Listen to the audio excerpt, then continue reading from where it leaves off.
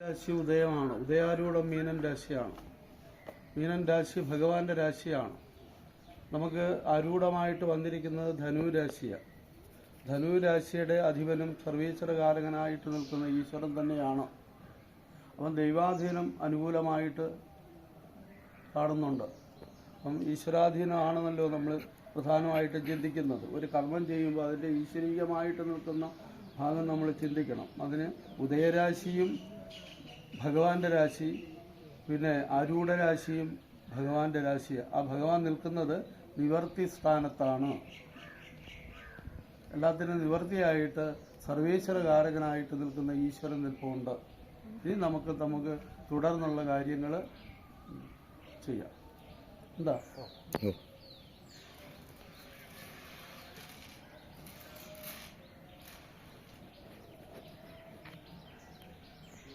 ഏഴൊമ്പത് ഭഗവാന്റെ നിവർത്തി സ്ഥാനവും ഭാഗ്യസ്ഥാനവും. 7-9 എന്ന് പറയുമ്പം വ്യാഴൻ്റെ ഭാഗമാണ് ചിന്തിക്കുന്നത്. 7-ാം ഭാവവും ഒഴിവ് രാശിയും 9-ാം ഭാവവും. അങ്ങനെ ഉണ്ടെങ്കിൽ ഫൈനലായിട്ടുള്ള തീരുമാനം എടുക്കാം.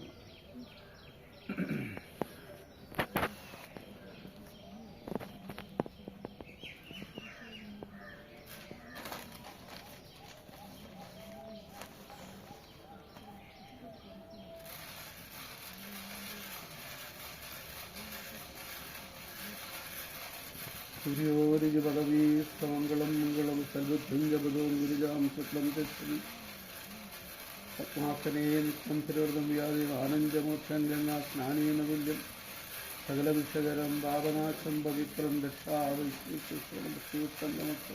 യശ്വൻ ലോകം നാരായണം പാർവതീശ്വരം സൂര്യവൃത്തായ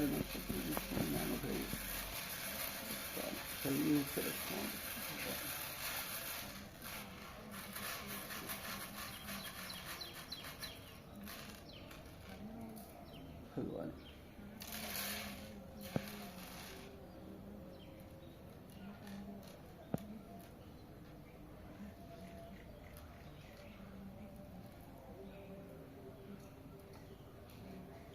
മകരൻ രാശിയാണ്. അതിനൊരു പ്രത്യേകത ഉണ്ട്. മകരൻ രാശി കാണുക, മറ്റൊന്നും വേണ്ടെന്ന്. കർക്കിടകം വൃശ്ചികം മീനം, കർക്കിടകം വൃശ്ചികം ധനുവും മകരം. ഈ ഭാഗത്തിൽ ഉപരിയായിട്ട് ഈ രാശി വരും. അത് ഒഴിവ് രാശി. അത് പൊതുവായിട്ടുള്ള ഒരു രാശിയാണ്. ഈശ്വരീയമായിട്ട് നിൽക്കുന്ന ഭാഗം എന്ന് പറയുന്നത് അത് മകരൻ രാശിയാണ്. നമുക്ക് വന്ന് ആ മകരൻ രാശി കാണുക, മറ്റൊന്നും വേണ്ടെന്ന്. അപ്പം അതൊന്ന് ബോധ്യപ്പെടുത്തിയെന്ന് മാത്രമേ ഉള്ളൂ കേട്ടോ. അത്യുത്തമം. മകരൻ രാശി കാണുക, മറ്റൊന്നും ചിന്തിക്കേണ്ടെന്ന്. അത്രയ്ക്ക് ഉത്തമമായിട്ടുള്ള ഒരു രാശിയാണ് വന്നത്. ഇപ്പൊ വിഷ്ണു അദ്ദേഹമാണ് ഉത്തമമായിട്ട് കണ്ടേക്കുന്നത്. കേട്ടോ, വിഷ്ണു പൂരിട്ടാതെയാണ് നോക്കിയത്, അതാണ് കണ്ടേക്കുന്നത്. പിന്നെ മറ്റ് പിണിയാളുകളുടെ ഭാഗമാണ്. അല്ല, മറ്റേതും കൂടെ നോക്കിയത് ജോത്സരെ. രണ്ടാമത്തത് സംഗീതം അതൊന്നും നോക്കി വെച്ചത്. ദൈവാദിനം മാത്രം നോക്കി വെച്ചത്. റിസർവായിട്ട് വേണം. സൂര്യോരിജ പദവീസ്തമംഗളം മംഗളം സൽബുദ്ധഞ്ചപദോം ഗുരുജാം ശുക്ലം ചക്ഷും രാഹുർവാഹുബലം ഗരോദിബലം ഹേതു തുളസ്യോനരം നിത്യം പ്രീതികരാ പ്രസന്നം മതകാശുഭ പത്മാസനേ നിത്യം സുരവ്യാധി ആനന്ദമോക്ഷം ഗംഗാ സ്നാനീന പുണ്യം സകല വിശ്വകരം പാപനാശം പവിത്രം രക്ഷാ വൈശേഷ്യസ്യുക്തം തമത്വം നിത്യം ലോകം നാരായണം ഗുരുനീശം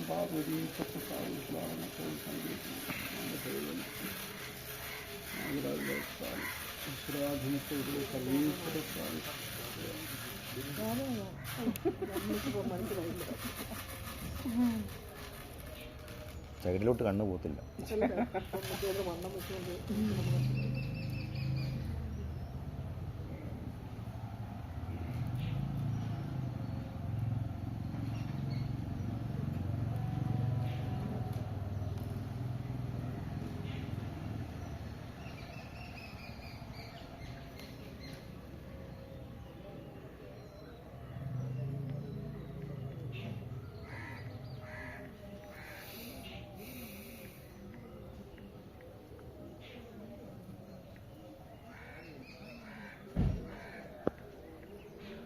കർക്കിടകം വൃശ്ചികം മീനം, കർക്കിടകം വൃശ്ചികം മീനം.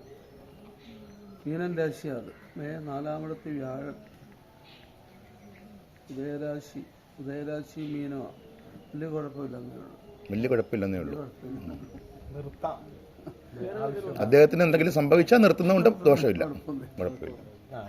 അല്ലാതെ സംഗീതേ വന്ന് നിന്റെതാ ഇപ്പം നോക്കിയേ, ഇങ്ങോട്ട് വാ. വിഷ്ണുവിന് തന്നെയാണ് ഉത്തമം. അതിന് എന്തെങ്കിലും പ്രശ്നം പറ്റിക്കഴിഞ്ഞാൽ വിഷ്ണുവിന്, അപ്പോൾ എന്തെങ്കിലും പറ്റിയാൽ നിന്നെ നിർത്തുന്നതുകൊണ്ട് കുഴപ്പമില്ല. നീ അത്ര യോഗ്യനല്ല. പെടുത്താം.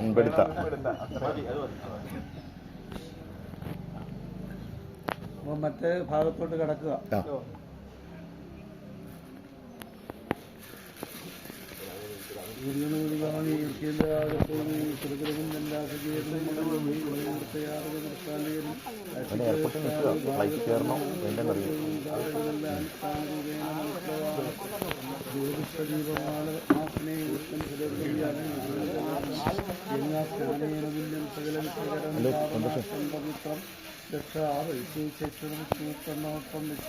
നാരായണം പ്രണതി പാർവതി ചിത്രം.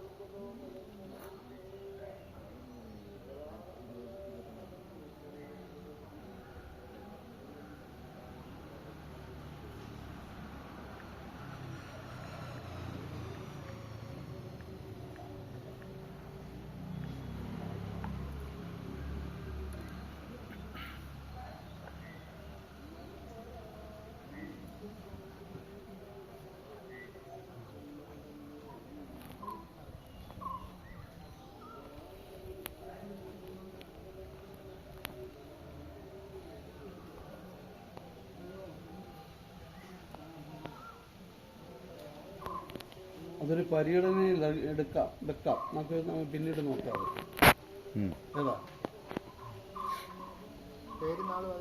ലതാചന്ദ്രൻ ചിത്ര.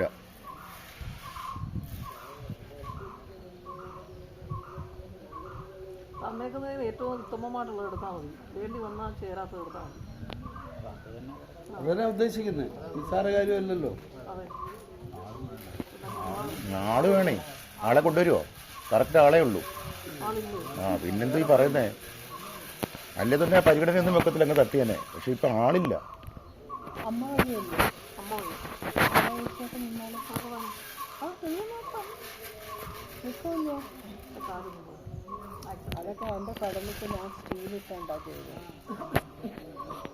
ഇത് പൂർണ്ണമായിട്ട് ഒഴിവാക്കാവുന്ന കാര്യമല്ല ഈ പറഞ്ഞത്. ഭാഗ്യസ്ഥാനത്ത് ധർമ്മദൈവതാകാരകനായിട്ട് നിൽക്കുന്ന രാഹു നിൽപ്പുണ്ട്. പിന്നെ കിട്ടിയ രാശി മിഥുനൻ രാശിയായിരുന്നു. അപ്പൊ അവിടെ സർവീശ്വരകാരകനായിട്ട് നിൽക്കുന്ന ഈശ്വരൻ നിൽപ്പുണ്ട്. പിന്നെ അതിൽ നല്ല രീതിയിൽ ഒന്നും കൂടെ ബലമായിട്ട് നിൽക്കുന്ന രാശി ഭാവം കിട്ടുവാണെങ്കിൽ നമുക്ക് നോക്കാമെന്ന് വിചാരിച്ചാൽ അത് ഒഴിവാക്കിയതല്ല. കുംഭം രാശി കർക്കിടകം വൃശ്ചികം മീനം, കർക്കിടകം വൃശ്ചികം ധനു മകരം കുംഭം.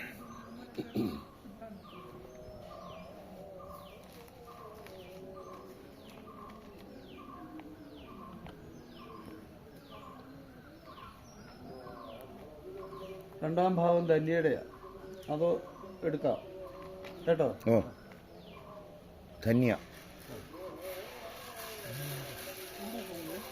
ഉച്ചിനേട്ടൻ ഉച്ചിനേട്ടൻ ഉച്ചിനേട്ടൻ അമ്മയ്ക്ക് മൂക്കുണ്ടോ?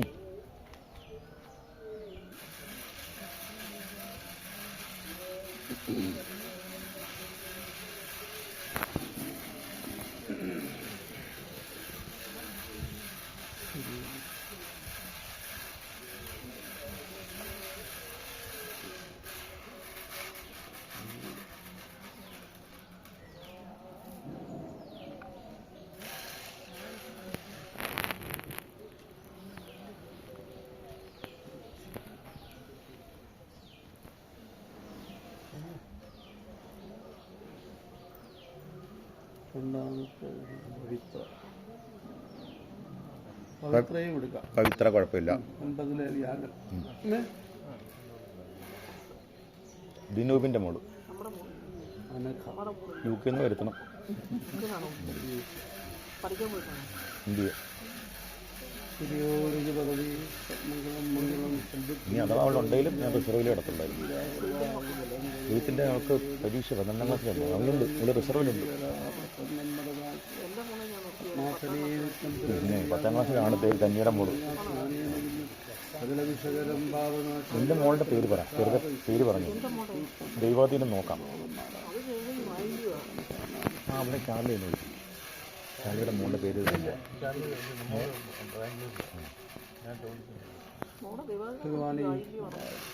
ആണോ?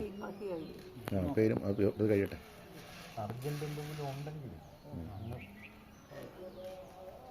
ധന്യയുടെ മോള് 10ാം ക്ലാസ്സിലാണ്, 17ാം തീയതി പരീക്ഷയാണ്. അവൾക്ക് ഒരു ധൈര്യക്കുറവില്ല. അനഘ, അതും നമുക്ക് എടുക്കാം ഓ കേട്ടോ. ഭാഗ്യസ്ഥാനത്ത് ഈശ്വരനിപ്പോൾ ഉണ്ട്, അത് 9ാം ഭാവം. 87 കൂടുതലും നമുക്ക് പരിഗണിക്കുന്നതെന്ന് പറഞ്ഞു. പിന്നെ 5ാം ഭാവം രക്ഷകസ്ഥാനമാണ്, അതും നോട്ട് ചെയ്തോട്ടെ.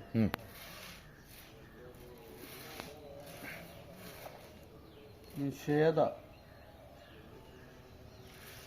ശ്വേത ഇവിടെ ധന്യയുടെ മോള്, ധന്യയുടെ മോള് 10ാം ക്ലാസ്സിൽ പറഞ്ഞു. മംഗളം മംഗളം സംബുദ്ധംഗപുരോഗരിക്കാം ചിത്രം ശനി രാഹൃബാഹുബലം കരോതിബലം ചെയ്ത് തുളസ്യോന്നതം നിത്യം പ്രീതികരാവർത്തന്നം വരദാശിവ പത്മാസനേവിത്തം പുരർദവ്യാദി നാലഞ്ചമൂർത്തം ഗംഗാ സ്നാനേനുല്യം സകല വിശ്വകരം ഭാഗനാശം പവിത്രം ദശ വിശേഷത്വം നമസ്തം ലോകനാരായണം ചെയ്തു ചോതി നക്ഷത്രം ഈശ്വരാജ്ഞ.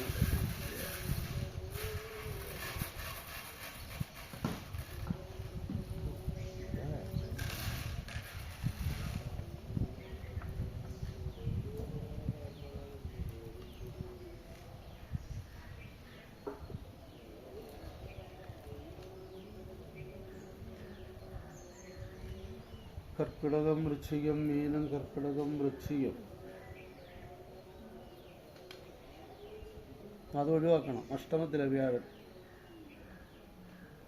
എന്താ ഒഴിവാക്കണം. ആ നമുക്ക് നോക്കാം, അടുത്ത നോക്കട്ടെ. ധന്യയുടെ മോള് ശ്വേത, നമുക്ക് അതും പരിഗണനയിൽ നിന്ന് വെക്കാം, ഇത് നോക്കാം. പിന്നെ ഐശ്വര്യ സംഗീത്,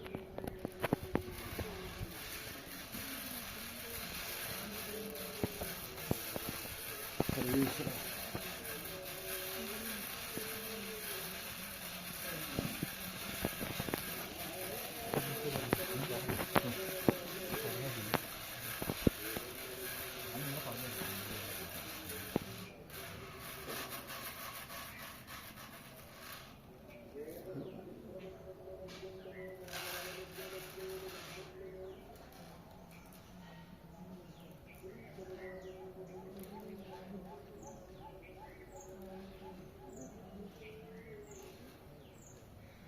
അതും പറ്റുന്നില്ലല്ലോ. ഉം.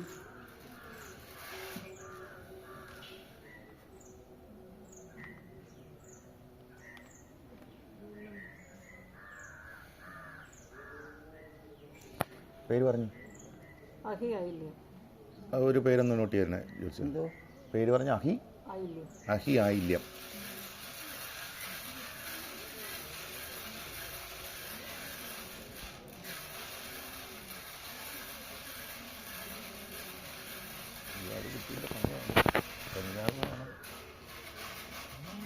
അവൾ പത്തിലല്ലേ? നമ്മൾ പത്തിന്. കന്യാവ് അത് പറ്റത്തില്ല. പറ്റുന്നില്ല. പറ്റുന്നില്ലെന്ന് തോന്നുന്നു.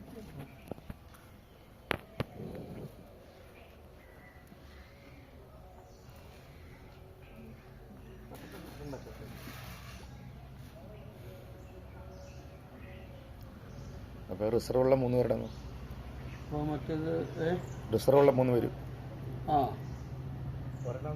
ഭാഗ്യക്ഷേത്രം. ഇത് ലതാചന്ദ്രൻ. ലതാചന്ദ്രനെ എടുക്കാവുന്ന ഇപ്പം ഇതെടുക്കാം. അത് ടിക്ക് ചെയ്തു. റിസർവിൽ ഉള്ളത് നോക്കാം അല്ലേ? അതെ.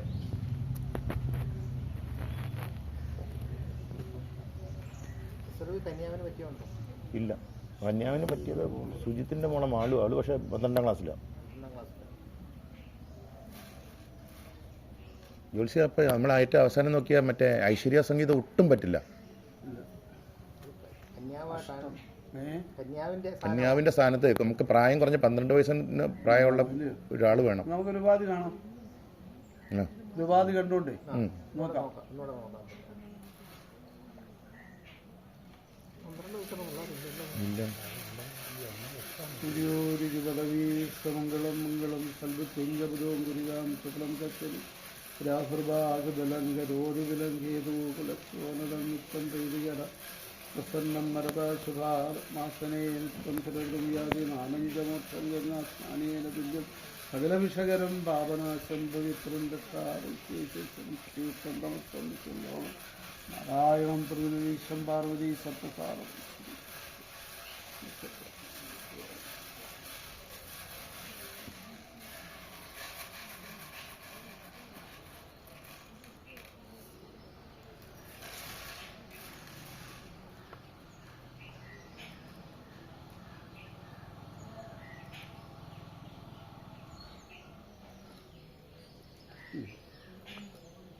കുഴപ്പമില്ല.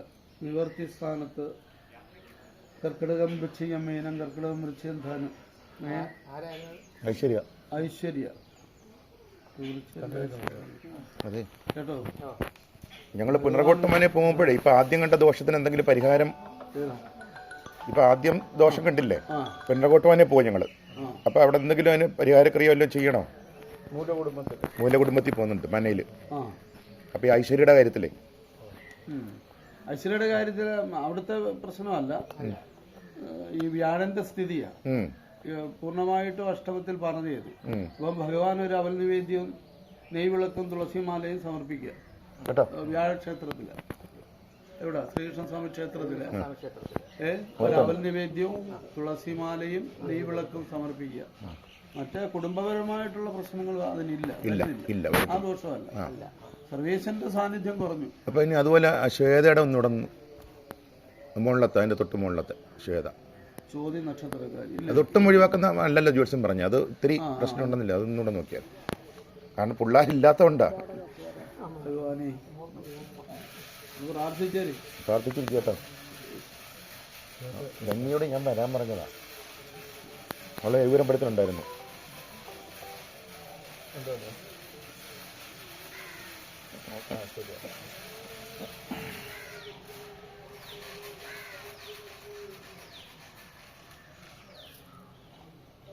സർവീശ്വരൻ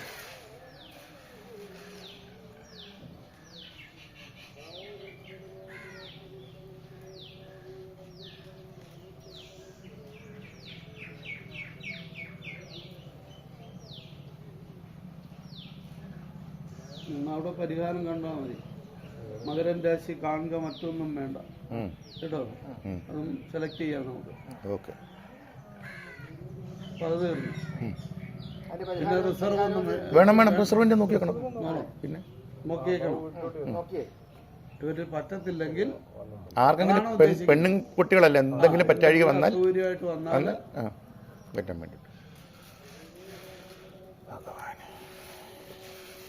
എന്നിട്ട് പറയുക നല്ല ഒരു കണ്ട മാത്രം എടുത്താൽ മതി.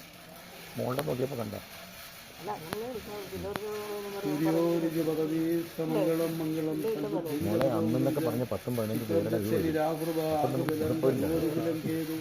തുളസ്യോന്നതം നിത്യം പ്രീതികര പ്രസന്നം വരദാശുഭ ഇപ്പൊ എല്ലാവരും പരീക്ഷ സമയമാണ്. അതാണ് പ്രശ്നം. അല്ല അവർക്ക് 40 വയസ്സുണ്ട്, മറ്റേത് 53 വയസ്സല്ലേ. അതാ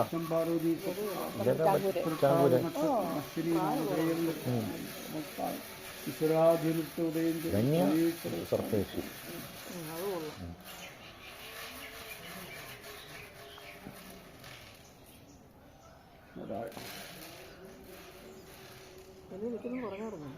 ഇപ്പം ഒരു നമ്മളെത്തേക്ക് കണ്ടേ ഇവിടെ ത്രില്ലടിച്ച് വയ്ക്കുക. അത് കുഴപ്പമില്ല, അത് എടുക്കാം. ഏതാണ്? അശ്വിനിയാണോ? ഉത്തരട്ടാതി. അങ്ങനെ പറഞ്ഞിട്ട് കാര്യമൊന്നുമില്ല.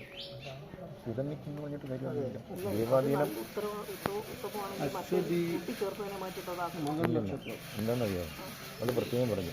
ഇപ്പോൾ സ്ഥിരമായിട്ട് ഇപ്പോൾ 5-6 പ്രാവശ്യമായിട്ട് നിൽക്കുന്നുണ്ട്. അത് മാമ ആരും ഇല്ലെങ്കിൽ മാപ്പ എന്നെ നിർത്താം. 9 പേരാണെങ്കിൽ അവളെ കൊണ്ട് നിർത്താം. 9 പേരാക്കാൻ പറ്റണമെങ്കിൽ നടത്താം. പുള്ളിക്കാരിക്ക് തന്നെ ഒരു ഇത് എല്ലാവരും എന്തോ പറയുമെന്നുള്ളത്. മാസനേ മുക്തം ചുരർഗം വ്യാധി ആനന്ദമോത്സംഗം പാപനാശം പവിത്രം രക്ഷ മുക്തിയുക്തം മോക്ഷം വിശ്വം ലോകം നാരായണം മകൻ നക്ഷത്രം നിശ്ചര്യം നാമധേയം നാരായണ.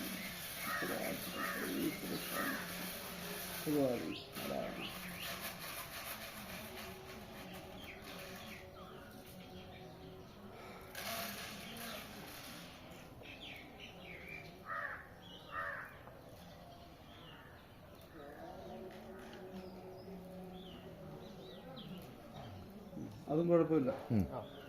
അതായത് അശ്വതി മകൻ, അശ്വതി മകം, മറ്റേ ചക്കുളങ്ങരയിലെ മണിയക്കര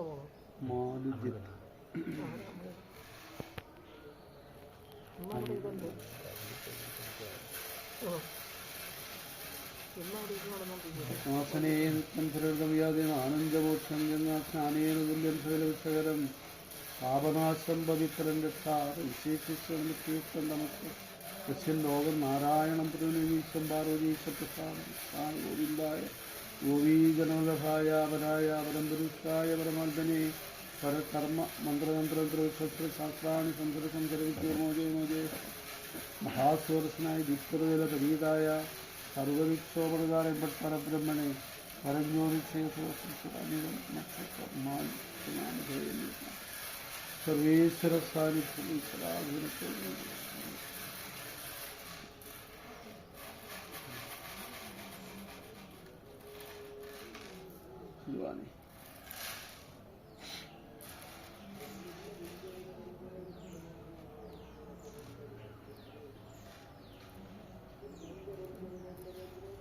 കർക്കിടകം വൃശ്ചികം മീനം കർക്കിടകം ചിങ്ങം കന്നി അതും കൊള്ളാം. 10 കർമ്മസ്ഥാനത്ത് ഈശ്വരനുണ്ട്. കുഴപ്പമൊന്നുമില്ല, അതും കൊള്ളാം. അപ്പൊ എല്ലാരും ആലുജിത്ത് അനിഴം കേട്ടോ. ആ റിസർവിലുള്ള 3 പേര് നമുക്ക് എപ്പോ വേണേലും എടുക്കാം. അനുകൂലമായിട്ട് നിൽക്കുന്നതാണ്. നമുക്ക് എന്ത് വേണമെങ്കിലും ചെയ്യാം. ഇനി ഒന്നുകൂടെ ഒരു കാര്യം കൂടെ നോക്കണേ. നമ്മൾ ഈ 12 വർഷത്തിലൊരിക്കൽ വരുമ്പോഴേ ആണ് 12 വർഷത്തിലൊരിക്കൽ 5 ദിവസത്തെ തുള്ളല. അപ്പം ഞങ്ങളോട് പിന്നെ ശിവപ്രിയൻ ചേട്ടൻ പറഞ്ഞത് അന്ന് 9 പണിയാളുകളുണ്ടെങ്കിൽ അത്യുത്തമം എന്ന് പറഞ്ഞു. 9 പണിയാളുകൾ, ഇതിപ്പം 7 വരുന്നത്, നാഗരാജ ഉൾപ്പെടെ 7. 9 പണിയാളുകളുണ്ടെങ്കിൽ അത്യുത്തമം എന്ന് പറയുന്നത്. അപ്പോൾ 9 വേണോ 7 വേണോ എന്നുള്ളതൊന്നും നോക്കി പറഞ്ഞു.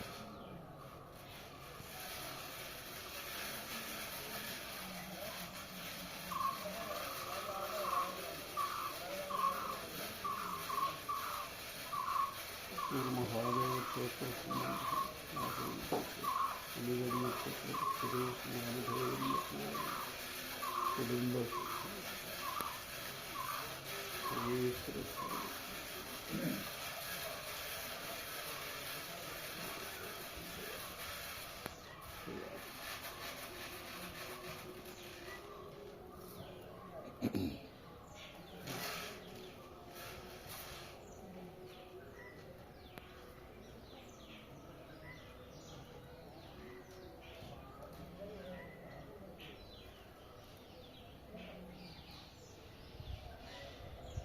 ഒമ്പതാണ് ഉത്തമം. അത്യുത്തമമായിട്ട് കാണുന്നുണ്ട്. 9. കുംഭൻ രാശിയാണ് വന്നത്. അപ്പം അങ്ങനെ വരുമ്പോൾ നമുക്ക് റിസർവിൽ ഒരാളെ കാണുള്ളൂ. പിന്നെ അതാണ് പ്രശ്നം. ആയിക്കോട്ടെ, ഈശ്വരൻ നോക്കിക്കോളൂ അല്ലേ. അപ്പോൾ 9 ആണ് നല്ലത്. രക്ഷക സ്ഥാനത്ത് സർവേശ്വരൻ നിൽപ്പുണ്ട്. അപ്പോൾ അതാണ് ഉത്തമമായിട്ട് അശ്വതി വിളിച്ചു വേണം. അശ്വനി എടുത്ത് പറഞ്ഞു. അശ്വതി ഇവിടെ, അശ്വനി അവിടെ.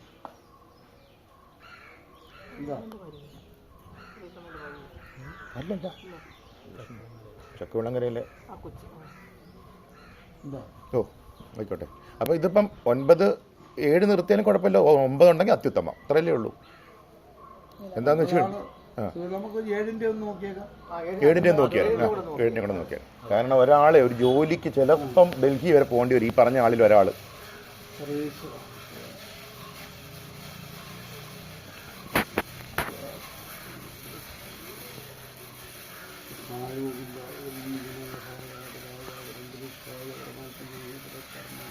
നമ്മൾ നിർത്തിയാലും വിഷം ഒന്നും വരത്തില്ല എന്ന് അദ്ദേഹം ഉറപ്പ് തരുന്നുണ്ട്.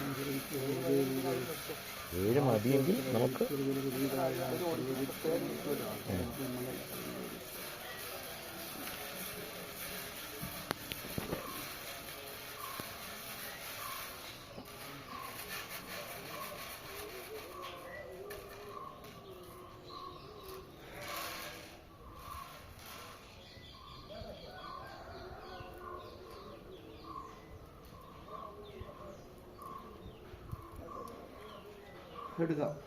അതിനും കുഴപ്പമില്ല. കർക്കിടകം, വൃശ്ചികം, മീനം, കർക്കിടകം, ചിങ്ങം, കന്യ. കർമ്മസ്ഥാനത്ത് ഭഗവാൻ എപ്പോഴുണ്ട്. നമുക്കത് എടുക്കാം. അപ്പം ഞങ്ങൾക്ക് സമാധാനമായിട്ട് പോകാം. പറ്റാതല്ലെങ്കിൽ ടെൻഷനാണ്. 9 അത്യുത്തമം.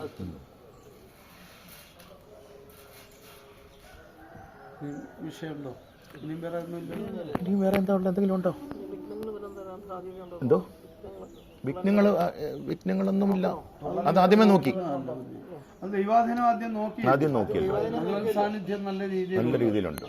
പിന്നെ ധനുരാശിയാണ്, ഈശ്വരന്റെ രാശിയാണ് വന്നത്. നമ്മൾ ആരൂഢം ചിന്തിച്ചത് ഭഗവാന്റെ രാശി തന്നെയാണ്. മീനൻ രാശി സമയത്ത് ധനുരാശി ആരൂഢമായിട്ട് വന്നു. അപ്പം 2ന്റെ അധിപൻ എന്ന് പറയുന്നത് സർവേശ്വരകാരകനായിട്ട് നിൽക്കുന്ന ഈശ്വരൻ തന്നെയാണ്. പിന്നെ നമ്മൾ ഉപരി ചിന്തിക്കേണ്ട.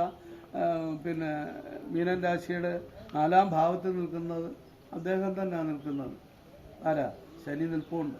അപ്പം ദേവതാസ്ഥാന നിരൂപണത്തിലാണ് നമ്മുടെ മഹാദേവൻ 4ാം ഭാവത്തിൽ നിന്ന് കുടുംബസ്ഥാനത്ത് തന്നെ നിൽപ്പുണ്ട്. അതിന് പിന്നെ നമുക്ക് ഒരു തടസ്സം വരത്തക്ക രീതിയിലുള്ള ഒരു കാര്യങ്ങളില്ല.